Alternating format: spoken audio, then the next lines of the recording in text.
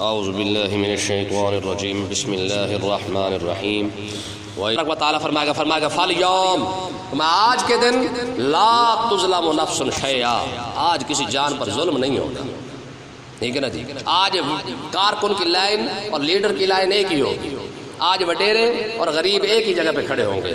آج ایسا نہیں ہوگا جناب یار چودھری دی لائن الگ بنا دو تے عام بندے دی لائن الگ بنا دو، انبیاء کی الگ بنا دے اور صحابہ کی الگ بنا دے، اور اس کے بعد جناب والا جو کفار ہے ان کی ہاں الگ ضرور ہوگی، لیکن کہنے کا مقصد یہ کہ آج یہ نہیں ہوگا کہ جو اپنے آپ کو چودھری سمجھتا ہے وہ بھی جناب والا چودھریوں کی لائن میں کھڑا ہو جائے اور غریب جو ہے وہ غریبوں کی لائن میں کھڑا ہو جائے، ایسا نہیں ہوگا، ٹھیک ہے۔ رب کی بارگاہ میں سب کٹھے حاضر ہوں گے، تو اس وقت حدیث پاک کے اندر آتا ہے اللہ تبارک و تعالیٰ فرمائے گا این المتکبرون این الجبارون، وہ میں کرنے والے کے طرف آگے، میں بڑا بڑا چودھری تھا، میں بڑی بڑی شہر، ٹھیک ہے۔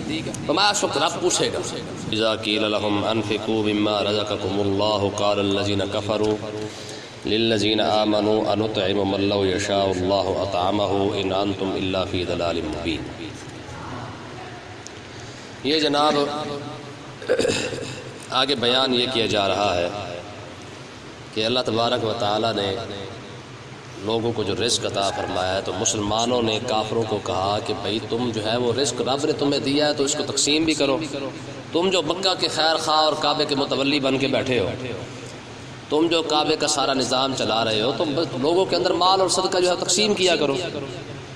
اب انہوں نے ایک بہانہ بنایا بھی ہم جو اپنا یہ دربار عالیہ فلانی کا اگر ہم ایک چندہ نکالتے ہیں اور لوگوں کو دیکھتے ہیں تو پھر تو ہمارے پیسے ختم ہو جائیں گے۔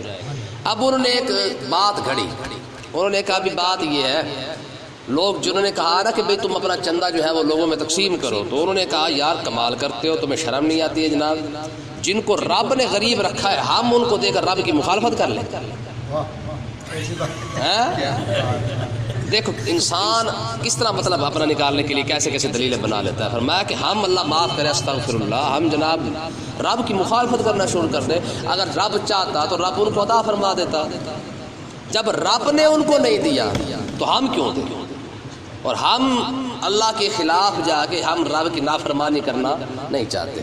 اب یہ بہانہ یہاں اللہ تبارک و تعالیٰ نے ان کا بیان فرمایا ہے، وَإِذَا قِيلَ لَهُمْ أَنفِقُوا مِمَّا رَزَقَكُمُ اللَّهُ، جب ان سے یہ فرمایا جاتا ہے، یہ کہا جاتا ہے کہ انفقوا مما رزقکم اللہ، کہ تم جو اللہ نے تمہیں رزق دیا اس سے خرچ کرو، تو قال الذین کفروا، جنہوں نے کفر کیا ہے، للذین آمنوا، وہ مسلمانوں کو کہتے ہیں، انطعم من لو یشاء اللہ، کیا ہم اسے کھلائیں، من لو یشاء اللہ، اگر رب چاہتا تو رب اسے کھلا دیتا، ان انتم الا فی ضلال مبین، رب نے فرمایا تم تو کھلی گمراہی کے اندر۔ بہانہ بھی بنایا تو ظالموں نے کہاں پہ بنایا، ٹھیک ہے، کہ بجائے لوگوں پر خرچ کرنے کے، بجائے لوگوں کو کچھ دینے کے، اور سیم یہی بہانہ آج لوگ بناتے ہیں، ٹھیک ہے جی۔ کیا بناتے ہیں؟ جب کہا جاتا ہے کہ میاں یار کسی فلانے کی مدد کر دے کر، یار چھڑو وہ پہلے ہی بدلا پیارا پڑا ہے، ٹھیک ہے نا، اللہ تعالیٰ آپ پہ مدد کرے گا، اسی فلانے پاسے لانا ہے، تو اس طرح کر کے لوگ بہانہ بناتے ہیں۔ اب دیکھیں کہ کسی بھی چیز پر عرصے پر لوگ خرچ کر لیتے ہیں، لیکن کسی کی ساتھ تعاون کرنا جو ہے وہ گوارا نہیں ہوتا ہے۔ حاجی صاحب محفل میلاد مصطفیٰ کے اوپر لاکھوں روپیہ لگا دیں گے،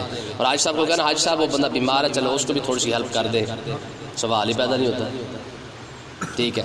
اسی طرح دے کے کھڑکا دیں گے، 20 25 دے کے لگ رہی ہیں جناب لگ رہی ہیں، لیکن سوال ہی پیدا نہیں ہوتا کہ میلاد مصطفیٰ کے تھوڑے سے پیسے نکال کر کسی عالم دین کو کتابیں لے کے دے دیں۔ بیوہ کی تو ہم بات ہی نہیں کرتے، جس کی بیوہ ہے وہ جانے اس کا کام جانا، ٹھیک ہے، لیکن جہاں لگنے چاہیے پیسے وہ لگنے چاہیے تھے۔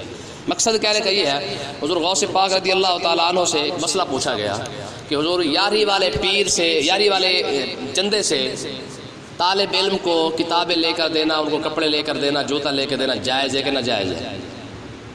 تو امام محمد رضا خان رحمۃ اللہ علیہ نے فرمایا یار بات یہ ہے، تم یاری پکاؤ گے وہ کیا ہوگا، کھائیں گے لوگ ثواب ہوگا، لیکن اگر اسی 11ویں شریف کے پیسے اگر تم ایک شاگرد اور ایک طالب علم پر اگر لگا دو، وہ جتنی دیر پڑھتا رہے گا تمہیں ثواب ملتا رہے گا، پھر جب تک پڑھاتا رہے گا پھر ثواب ملتا رہے گا، جتنی دیر تک وہ کپڑا اس کے جسم پر رہے گا تمہیں ثواب ملتا رہے گا، جتنی دیر تک جوتا اس کے پاؤں میں رہے گا وہ تمہیں ثواب ملتا رہے گا۔ اب خود اندازہ لگا لو کہ وہ کھانے کا ثواب زیادہ ہے یا یہ ثواب زیادہ ہے۔ پھر یاری کے لنگر سے اگر کوئی طالب علم عالم دین بن کے کھڑا ہوگا تو جب تک وہ علم پھیلاتا رہے گا یاری والے کو ثواب ملتا رہے گا۔ تمہیں بھی ملتا رہے گا۔ اب ہم جب یہ کہتے ہیں بھئی یہاں پیسہ لگاؤ، یہاں نہیں لگاتے، اصول ہے، میں نے پہلے بھی آپ کو کہا رکھے جناب کیا کرتے ہیں، جہاں منع کرتے ہیں وہاں لگاتے ہیں، جہاں کہتے ہیں یہاں لگاؤ وہاں نہیں لگاتے، ٹھیک ہے۔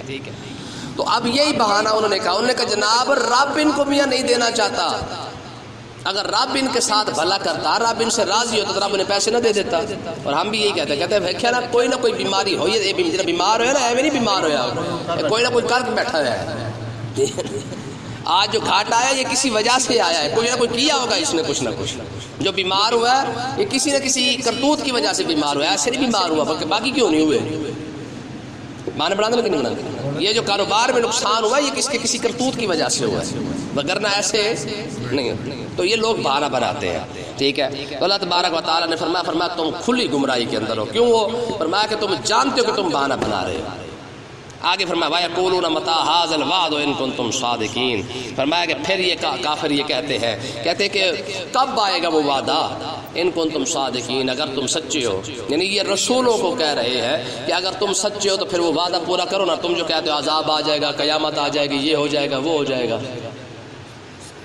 یہی باتیں یہ جو 8 مارچ جو آزادی مارچ نکالتے نا عورتیں، وہ 2 نمبر وہ سارے میراث میں اکٹھے ہو گئے اس مارچ کے اندر جنہوں نے یہ باتیں کی ہیں کہ وہ کہاں ہے وہ وعدہ، وہ جو کہتے ہیں نا کہ عذاب آ جائے گا، عذاب آ جائے گا، کب آ جائے گا، آئے نا، کیوں نہیں آتا؟ تو یہ الفاظ یہاں بولے گئے ہیں، ما ينظرون الا صيحة واحدة، تو اللہ تبارک و تعالیٰ نے ارشاد فرمایا تم جو کہتے ہو نا کہ عذاب کب آئے گا، فرمایا ما ينظرون الا صيحة واحدة، فرمایا کہ یہ لوگ صرف ایک چیخ کی راہ دیکھ رہے ہیں، ایک چیخ کی، یعنی سور جب پھونکا جائے گا یہ اس کی راہ دیکھ رہے ہیں، تاخذہم، اب اللہ تبارک و تعالیٰ نے آگے فرما بھی دیا، فرمایا کہ جب وہ آ جائے گی نا وہم یخصمون، یہ دنیا کے جھگڑے بھی ابھی نہیں مٹا سکے ہوں گے، وہ آ کر پوری بھی ہو جائے گی۔ مطلب کیا ہے کہ آج تو کہتے ہیں قیامت کب آئے گی، پھر کیسے ہوگا، پھر کس طرح ہوگا، تو اللہ تبارک و تعالیٰ نے فرمایا کہ تم یہ کیا سمجھتے ہو کہ جب قیامت آنے لگے گی 4 سال لگا دے گی، 6 ماہ لگا دے گی، 2 مہینے لگا دے گی، پھر جا کے قیامت پوری ہوگی، فرمایا نا الا صیحۃ واحدہ، فرمایا جس طرح ایک چیخ بندہ مارتا ہے تو جتنی لمحے کے اندر چیخ نکلتی ہے، فرمایا اتنی ہی دیر کے اندر جناب قیامت قائم ہو جائے گی، حدیث پاک کے اندر آتا ہے، فرمایا کہ ابھی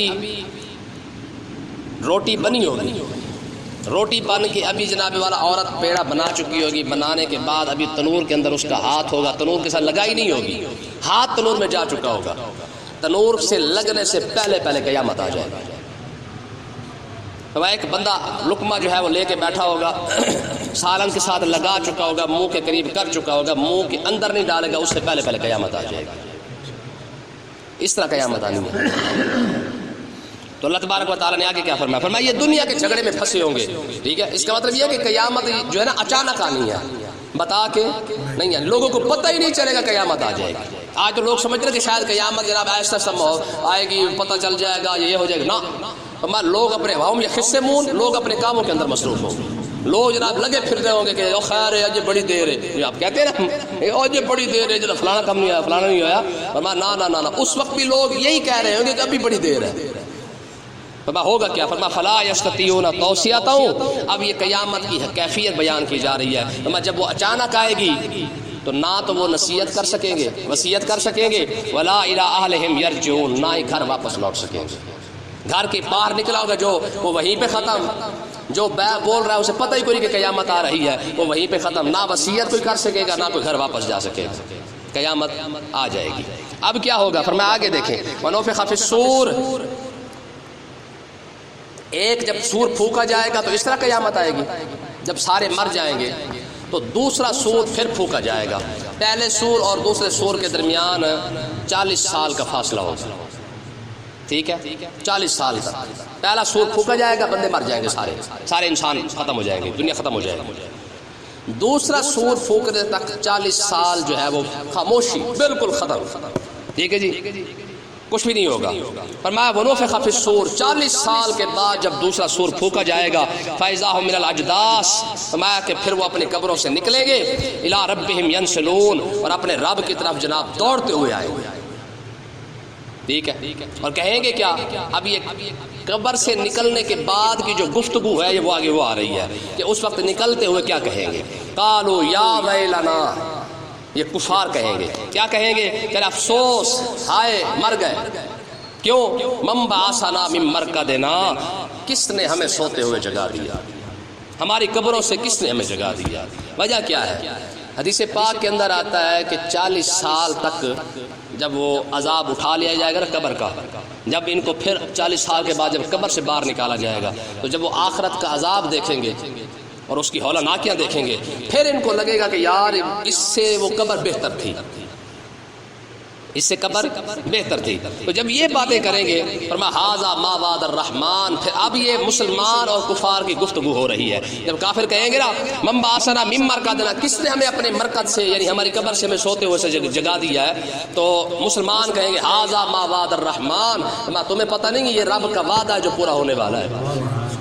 ٹھیک ہے، یہ کافر کی اور مسلمان کی گفتگو ہے۔ وصدق المرسلون، اور رسولوں نے سچ فرمایا تھا۔ فرمایا کہ جو بات کر کے گئے تھے کہ انبیاء نے کہا تھا بندے کے پتر بن جانا کہ قیامت آئے گی، ٹھیک ہے، بعد میں انبیاء کے وارثین بھی یہی بات کرتے رہے کہ بندے کے پتر بن جاؤ قیامت آنے والی ہے۔ فمن کان یرجو لقاء ربہ فلیعمل عملا صالحا، ٹھیک ہے، کہ جس نے رب سے ملنا ہے وہ اچھے عمل کر کے آئے، ٹھیک ہے۔ اب دیکھیں نا یہاں پہ لوگ کہتے جی یہی بات ہم کرتے ہیں نا کہ یار آگے اعمال دیکھے جانے ہیں، لوگ کہتے ہیں جی آپ بخشے جائیں۔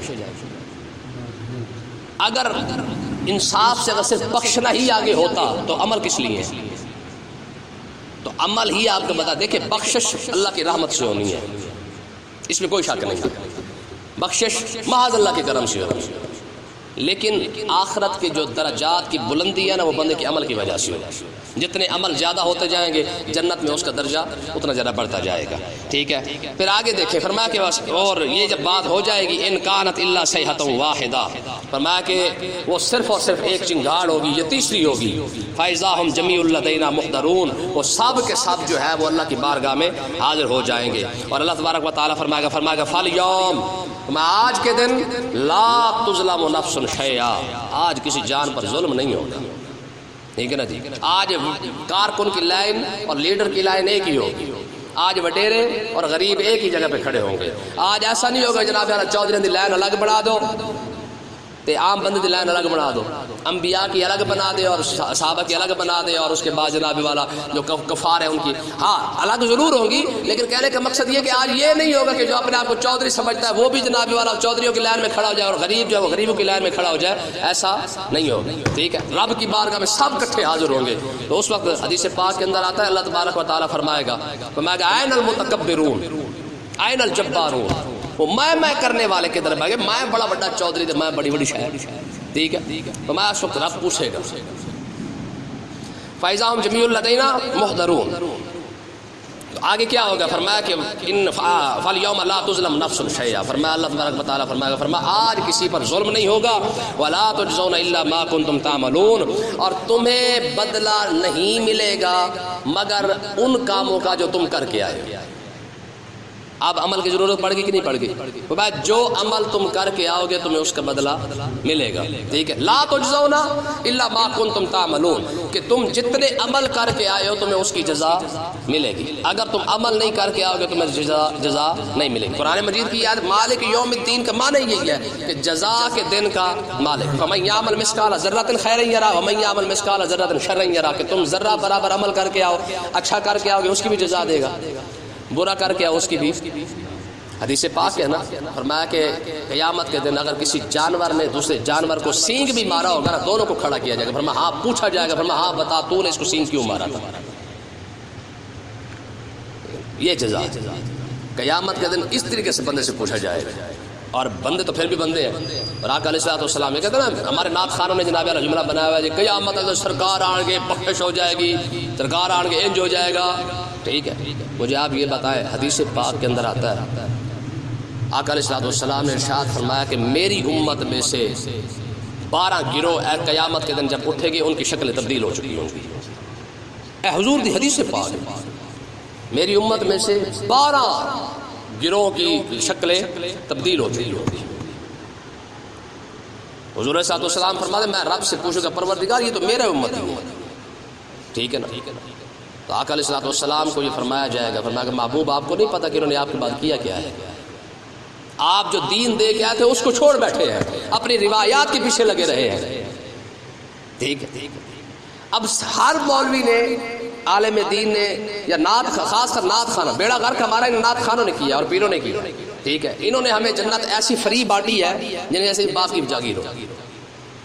ہر کسی کو لگتا ہے جی میں جنتی ہوں، ہر کسی کو لگتا ہے جناب والا خیر اور ستے خیرانے ہوئے اور مولوی ڈران دینے ہے نہیں خام. مجھے آپ یہ بتائیں، یہ حدیث پاک ہے کہ جب بندے کو قبر میں ڈالا جاتا ہے، اگر گناہ گار ہو، اللہ نہ کرے لیکن ہے تو سچ، اگر کوئی ایسا گناہ گار بندہ ہے وہ قبر میں جاتا ہے، دونوں قبروں کی دونوں سائڈیں آپس میں ملتی ہیں، اس طرح ملتی ہیں. حدیث پاک ہے کہ اس کے یہ جو پسلی ہے نا وہ ادھر آ جاتی ہے، ادھر والی پسلی ادھر آ جاتی ہے. مجھے آپ یہ بتائیں، یہ حدیث خود رسول اللہ کا فرمان ہے.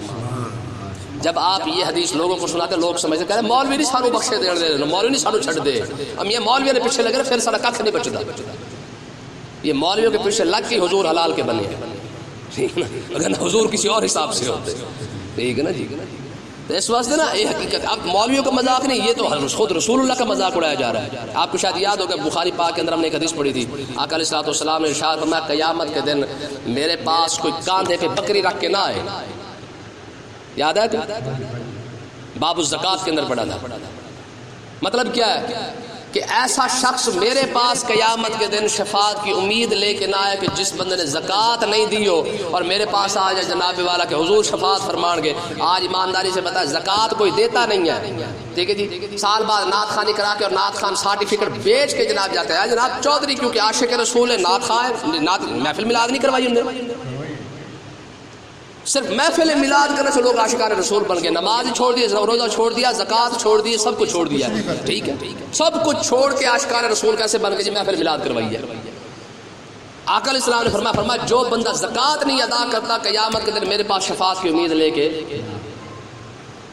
اور ایت حدیث پاک ہر کوئی سنا رہے جناب والا، لیکن آقا علیہ السلام نے فرمایا قیامت کے دن میں شفاعت کروں گا.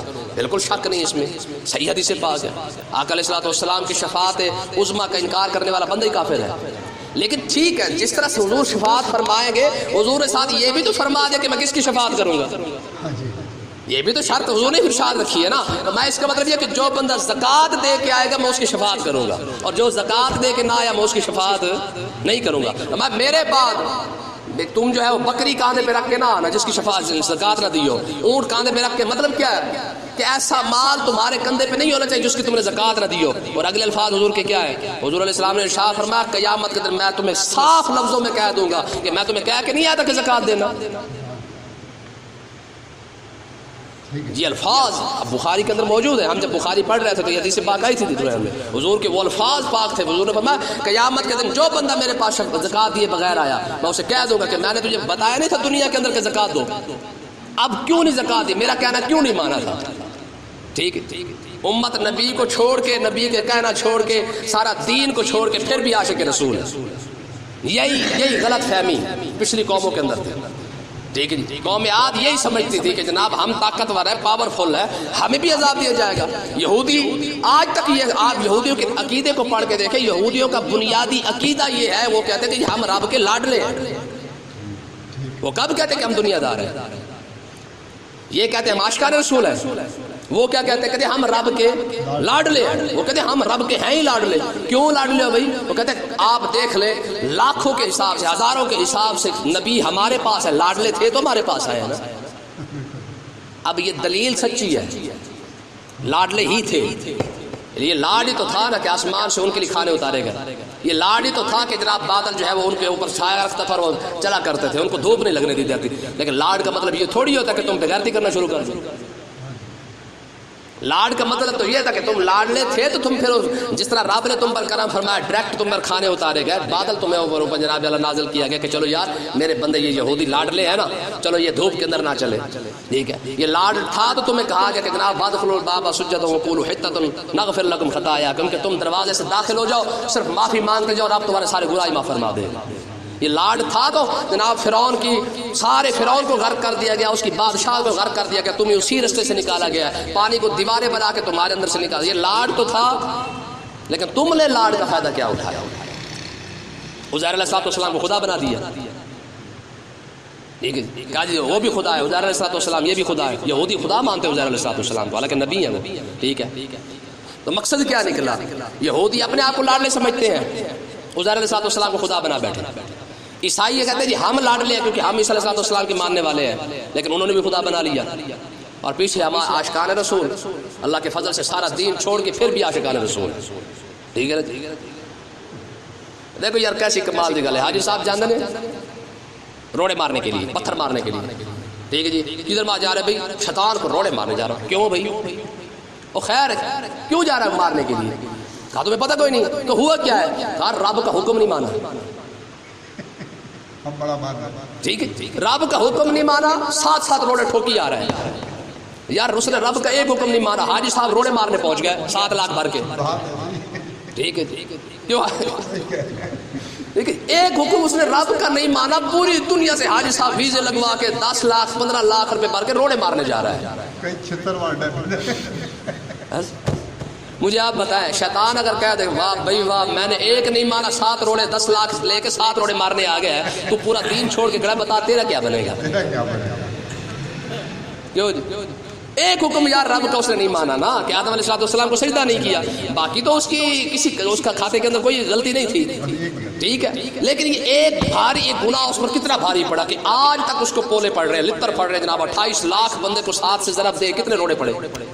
ٹھیک ہے لگے ہوئے ہیں سارے مارنے کے لیے کہ ابھی شیطان کو مار رہے ہیں. اللہ کے بندے چلے اس شیطان کو مارنے کا تو شریعت نے حکم دیا ہے کیونکہ اس نے ایک حکم نہیں مانا. جو حضور جو ساری شریعت چھوڑ کے عاشقان رسول زکوٰۃ پی کے عشر پی کے ٹھیک ہے جی سود کھا کے حرام کھا کے شراب پی کے سارا کچھ کر کے حاجی ثناء اللہ صاحب تشریف لے گئے شیطان کو روڑے مارنے کے لیے. استغفر اللہ یار کیوں جی میں حقیقت آپ کو بتا رہا ہوں، یہ بات سچ ہے کہ نہیں ہے؟